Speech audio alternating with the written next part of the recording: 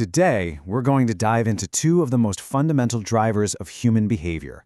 We're talking about our deep, primal need for recognition and how that very need dictates the way we structure our entire lives. We'll be using transactional analysis as our map for this exploration. It's a really powerful clinical model for understanding ourselves and how we relate to each other. Let's start right here, with this quote from a 9-year-old boy named Bradley. It just so perfectly captures the core of what we're discussing. Now, from a clinical standpoint, this isn't just a sweet little saying. It's a profound psychological and, frankly, biological truth.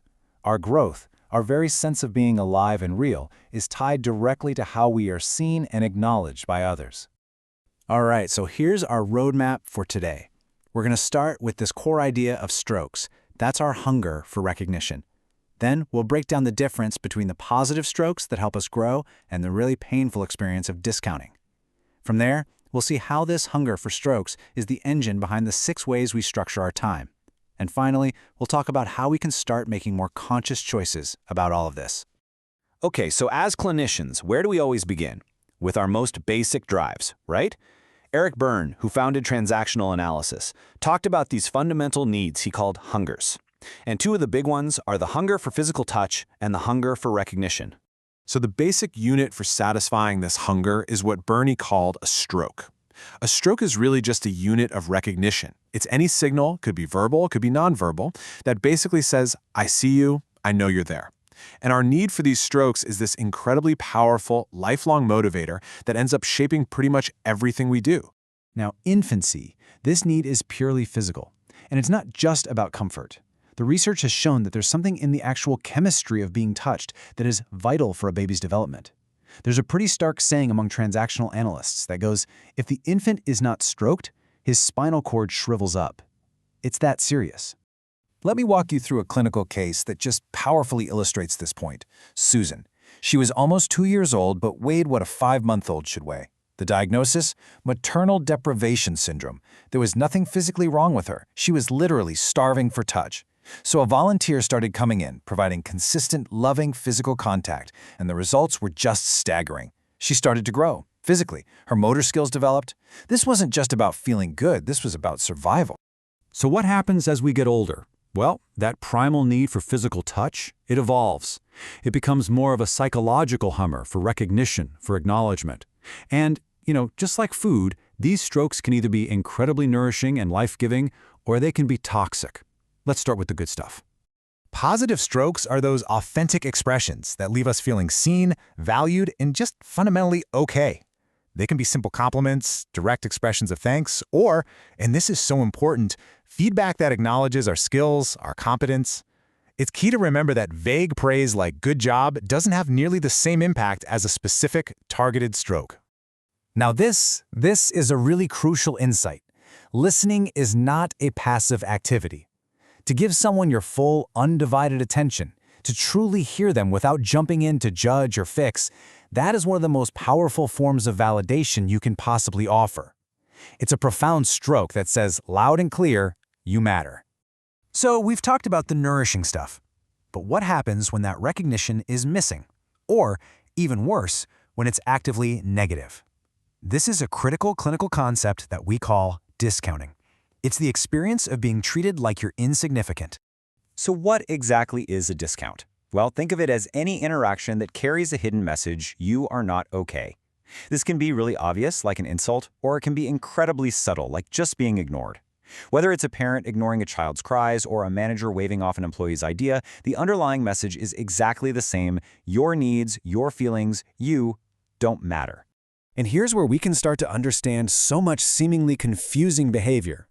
A person who is starving for strokes might unconsciously provoke a negative reaction.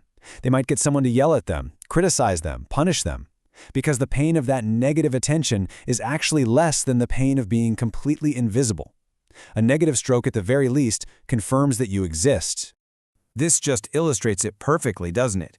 The exact same words can be a positive stroke or a painful discount. It all comes down to the real message being sent by the tone of voice, the facial expression, the gesture. In our clinical work, we call this the ulterior transaction.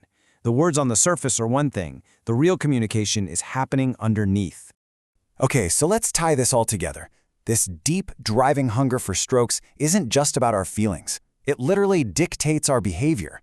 We organize our entire waking lives. We structure our time in this constant and often unconscious effort to get the recognition we need and to avoid the pain of boredom and meaninglessness.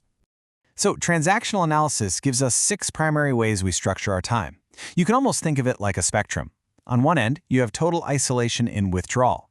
Then you get the very safe, low-stroke exchanges of rituals and pastimes.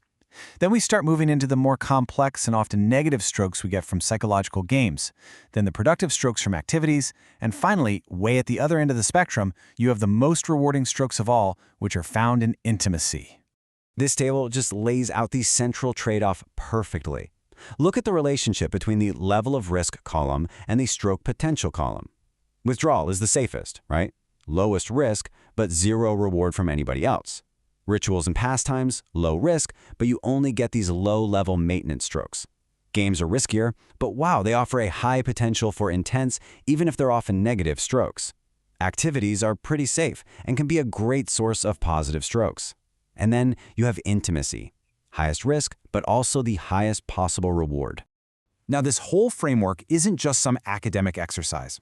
Understanding these 6 ways we structure time gives us an incredibly powerful diagnostic tool.